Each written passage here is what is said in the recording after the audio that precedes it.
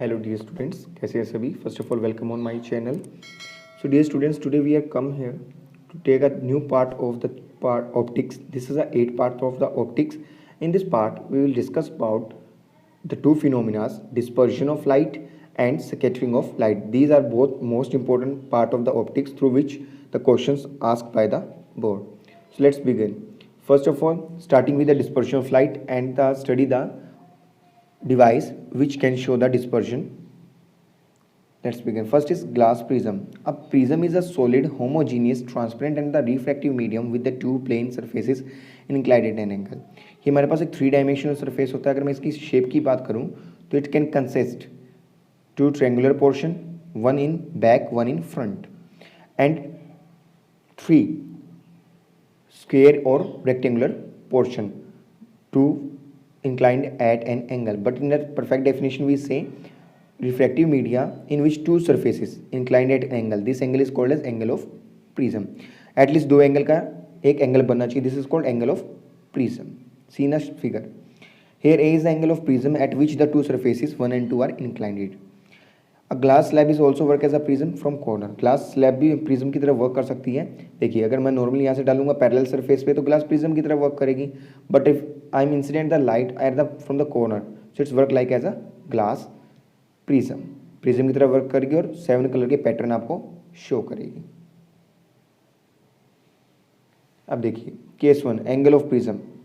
Angle of prism कितना है 20 है. तो उसमें देखिए रिफ्लेक्शन डिपेंड करता है कितना एंगल ऑफ प्रिज्म होगा और कितना डेविएशन होगा. जितना ज़्यादा बड़ा एंगल ऑफ प्रिज्म होगा उतना ही ज़्यादा क्या होगा डेविएशन होगा. Deviation is directly proportional to the angle of prism. Refraction through a glass prism. देखिए इसमें डायग्राम में आपको समझ आएगा. See first is incident light, incident on point, then next it can refract and then emerged. तो हम जब भी नॉर्मल डालते हैं तो सरफेस पे नॉर्मल डलेगा, इस सरफेस पे नॉर्मल डलेगा और एंगल जो नॉर्मल के साथ होगा एंगल ऑफ इंसिडेंस और अंदर वाला होगा angle of refraction. In similar sense यहाँ पे जब आप नॉर्मल डालोगे तो आपका क्या हो जाएगा एंगल ऑफ इमर्जेंस हो जाएगा. और इसको लाइन को अगर मैं आगे बढ़ाता हूँ, ठीक है, और इस लाइन को पीछे की ओर बढ़ाता हूँ तो ये मेरा बनता है एंगल ऑफ डेविएशन. कितने पाथ से वो डेविएट हुई है एक्चुअल पाथ से. जाना उसे सीधा चाहिए था इस डायरेक्शन में बट वो कितने पाथ से डेविएट हो गई, मुड़ गई, दूसरे बोलते एंगल ऑफ डेविएशन. और जो बाहर निकलती है रे थर्ड में सेम मीडियम से हम बोलते हैं इमर्जेंट रे और एंगल बनाती है नॉर्मल के साथ angle of emergence. When we say the light passes through a prism then it bends towards the base of prism or thicker part of prism. जब हम देखते हैं कि लाइट प्रिज्म में से पास होती है तो उसके बेसिक पार्ट यानी कि बॉटम पार्ट थिकर पार्ट की तरफ मूव करती है. Angle of deviation. The angle made by the incident ray with the emergent ray in the glass prism is known angle of deviation. Here E O F is the angle of deviation. हमारे पास यहाँ पे जो बन रहा है E O F, this is angle of deviation and mathematically it is a angle of sum of angle of incidence plus angle of emergence minus angle of prism होता है. अगर आपको एंगल ऑफ प्रिज्म गिवन है, angle of incidence given है, angle of emergence given है तो आप इसे फाइंड आउट कर सकते हो बट आपके सिलेबस में से फाइंड आउट करना नहीं है. In the prism emergent ray is not parallel to incident ray. Prism के अंदर इमर्जेंट रे है वो पैरेलल नहीं है. रीजन क्या है, इसके दोनों सरफेस एंगल पे इंक्लाइंड है बट स्लैब में दोनों पैरेलल होती है because due to parallel boundaries. उसकी पैरेलल बाउंड्रीज की वजह से ऐसा होता है. डिस्पर्शन ऑफ लाइट देखिए क्या है, जो हमारे इंपॉर्टेंट कॉन्सेप्ट यहाँ से स्टार्ट होता है रिफ्रैक्शन ऑफ प्रिज्म के बाद में. It is defined as the splitting of the white light into 7 fundamental colours of VIBGYOR by passing through a prism. ये कहलाता है कि जब वाइट लाइट किसी भी प्रिज्म में से पास होती है तो अपने 7 फंडामेंटल बेसिक कलर्स में क्या हो जाती है, स्प्लिट हो जाती है. This is called your dispersion of light. Reason से कि dispersion of the white light occurs because the colours of the white light travels with the different speed through the glass prism. हम जानते हैं white light is made up of 7 basic colours having the different frequencies and different wavelengths. अब frequency different होगी, wavelength different होगी तो उनकी speed भी क्या होगी, डिफरेंट होगी.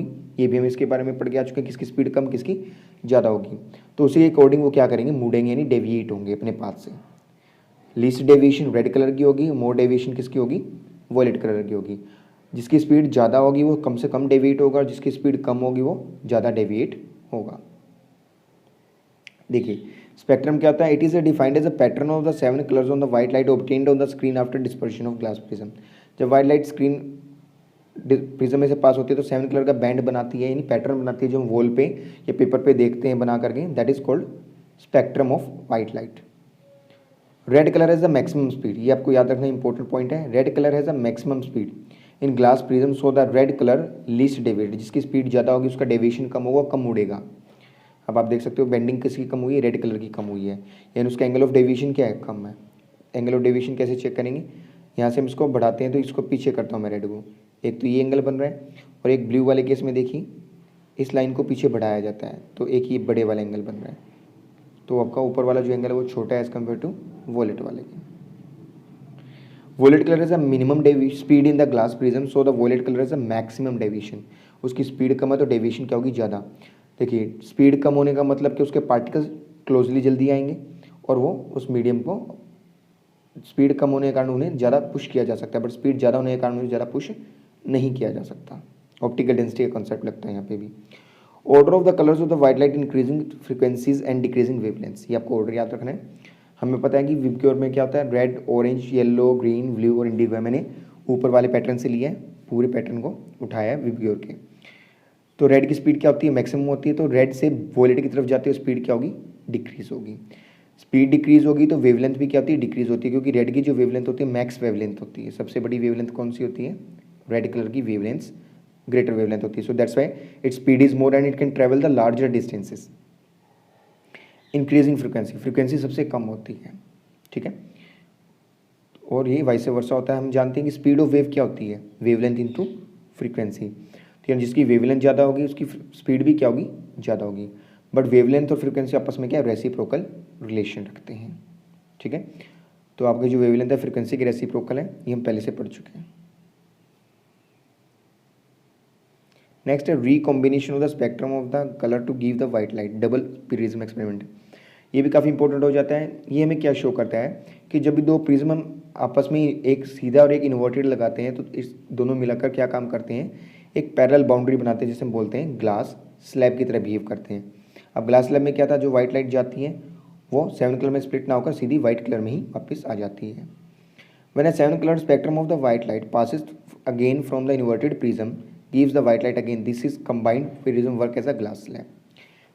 अब यहाँ देखिए इससे वाइट लाइट ने एंटर किया, रेड वॉलेट का पैटर्न बनाया, ये पैटर्न आगे वाली प्रिज्म पे जाके गिरा तो इन दोनों में रिकॉम्बिनेशन हो गया और दोबारा से क्या बन गई, वाइट लाइट बन गई and we obtain white patch on screen. तो मैं यहाँ पे जो कंक्लूजन आता है वो क्या आता है, अगर 7 कलर को दोबारा से क्या कर दिया जाए, डिस्पर्स कर दिया जाए तो दोबारा क्या हो जाएंगे, वाइट लाइट में कन्वर्ट हो जाएंगे। और यहाँ पे उसका रीज़न क्या है, ये एक स्लैब की तरह बिहेव करेगी। Next, application of dispersion of light. First is formation of the rainbow in the sky.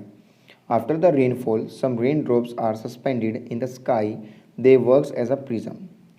जब बारिश होती है उसके बाद में कुछ रेन ड्रॉप्स वो बारिश में अपने जो एटमोसफेयर में सस्पेंड हो जाती है, अटक जाती है, जो काम करती है एज अ प्रिज्म और डिस्पर्शन शो करती है वाइट लाइट का। Form the rainbow.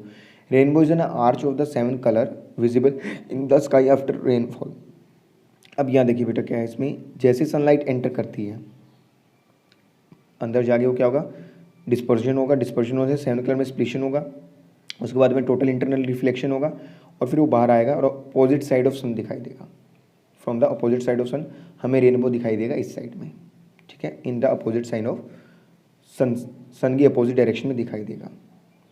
अगर आपसे पूछ लीजिए इसमें कौन कौन से फिनोमेना वर्क करते हैं, देखिए रिफ्लेक्शन तो हो रहा है ट्रांसपेरेंट बाउंड्री से जब पास कर रहे हैं, दूसरा डिस्पर्शन हो रहा है, 7 कलर में स्प्लिशन हो रहा है, तीसरा हो रहा है टोटल इंटरनल रिफ्लेक्शन हो रहा है। Question based on it, why do the soap bubbles remains colourful.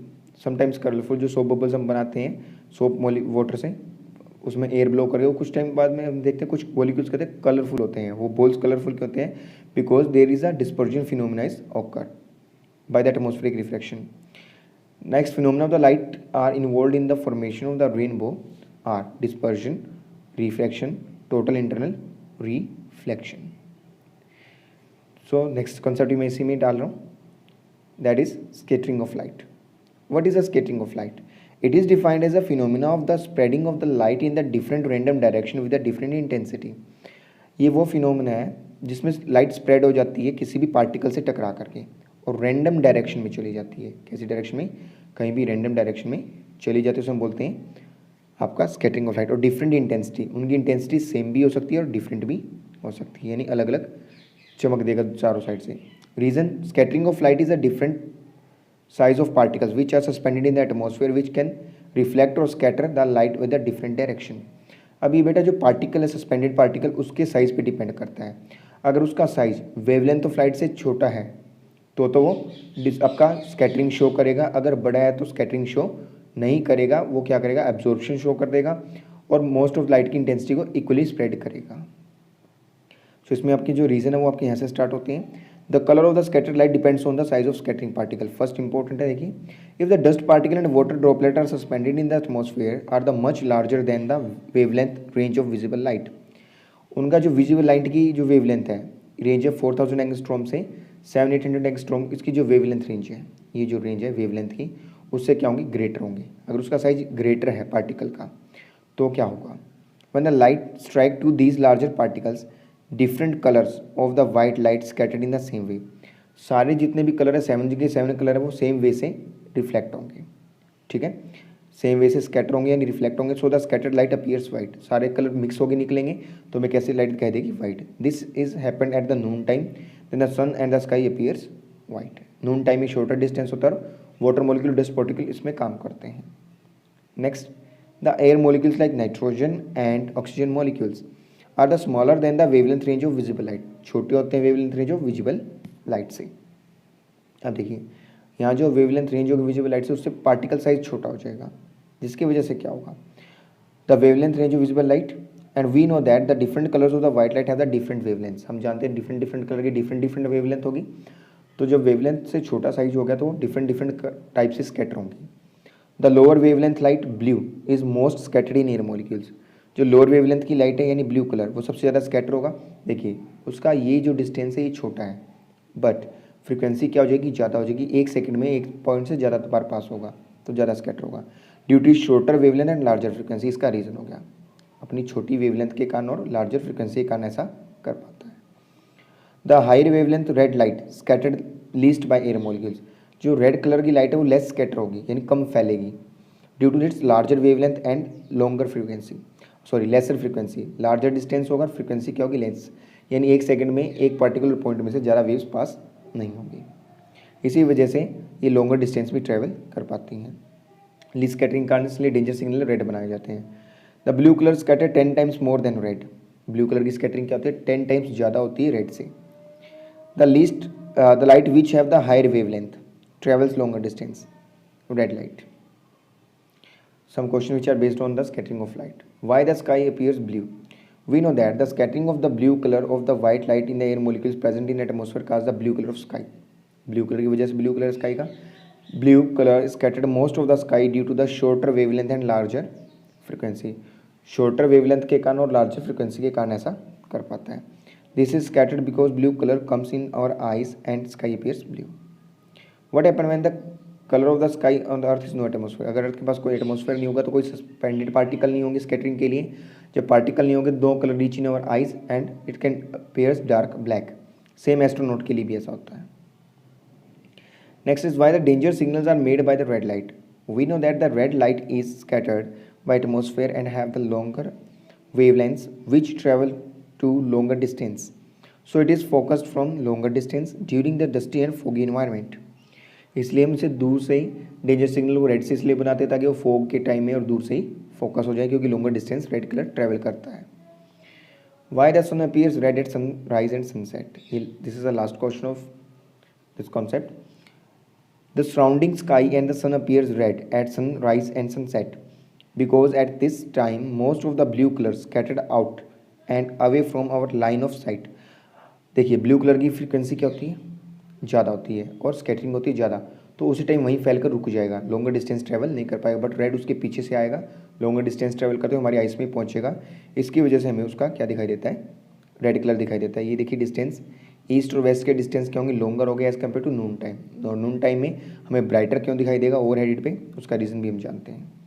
Y the sun appears white with the over head at the noon time? When the sun is over headed then the light coming from sun to travel the shorter distance through the atmosphere reach our during shorter journey of sunlight only the little of the blue color of the white light is scattered. Little colour he scatter हो पाता है blue colour का, और दूसरा उसमें water और air के molecule suspended होते हैं, hence sky appears white. Sky इसी वजह से हमें वाइट दिखाई देता है। Tyndall effect, the scattering of the light by the particles on its path is called Tyndall effect.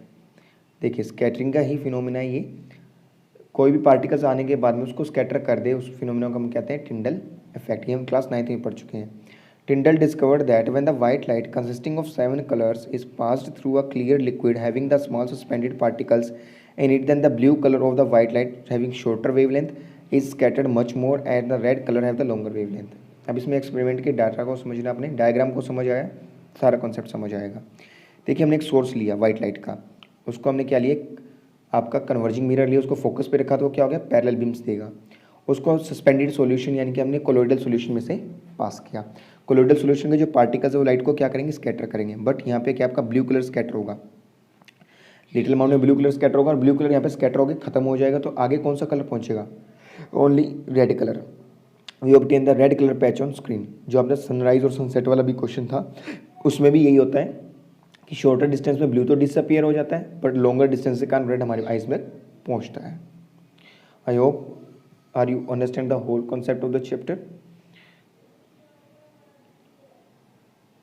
This is our optics part is completed now, which is comes in our syllabus of class 10th. Thank you and have a nice day. Please like, share and subscribe our channel and press the bell icon for upcoming notification.